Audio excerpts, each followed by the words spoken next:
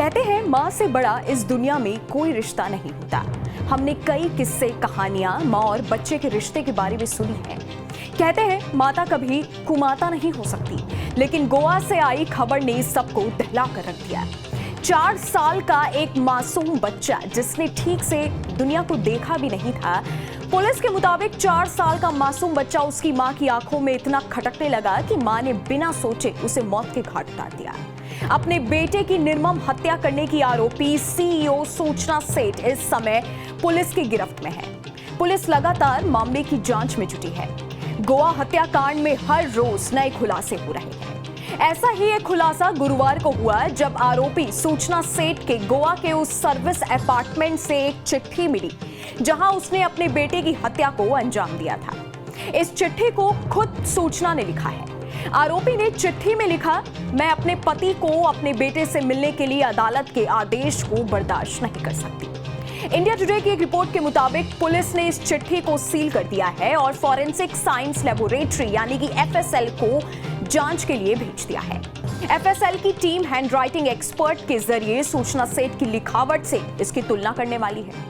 अब तक जो भी जांच की गई उसमें पता चला है कि सूचना सेठ नहीं चाहती थी कि उसका पति अपने बेटे से मुलाकात करे, इसलिए उसने खुद ही अपने 4 साल के बेटे की निर्मम हत्या कर दी। सूचना सेठ को कर्नाटक के चित्रदुर्ग से गिरफ्तार किया गया था।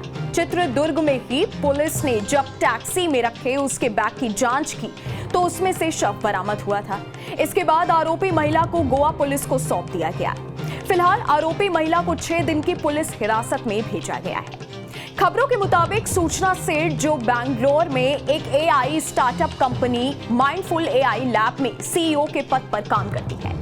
सूचना 100 brilliant women in AI ethics for 2021 का भी हिस्सा रह चुकी है।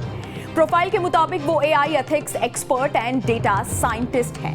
उसके पास डेटा साइंस टीम की मॉनिटरिंग करने और startup and industry research lab में मशीन लर्निंग सॉल्यूशन बढ़ाने में 12 साल का लंबा अनुभव है। इतना ही नहीं, आरोपी महिला हार्वर्ड यूनिवर्सिटी में बर्कमैन केलन सेंटर के डेटा एंड सोसाइटी में मोजिला फेलो रह चुकी है। वो बैंगलोर में मौजूद रमन रिसर्च इंस्टीट्यूट में रिसर्च फेलो भी रह चुकी है। मीडिया रिपोर्ट्स के मुताबिक सूचना सेठ और उसके पति वेकेंट रमन की मुलाकात बैंगलोर में हुई थी, जिसके बाद उन्होंने 2010 में शादी कर ली। दोनों का 2020 में तलाक भी हो गया था।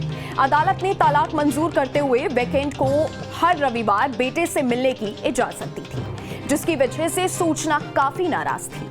मामले में अदालत के कागजात से पता चला कि उसने रमन की 9 लाख रुपए प्रति माह की आय का हवाला देते हुए उससे प्रति माह 2.5 लाख रुपए का मेंटेनेंस मांगा।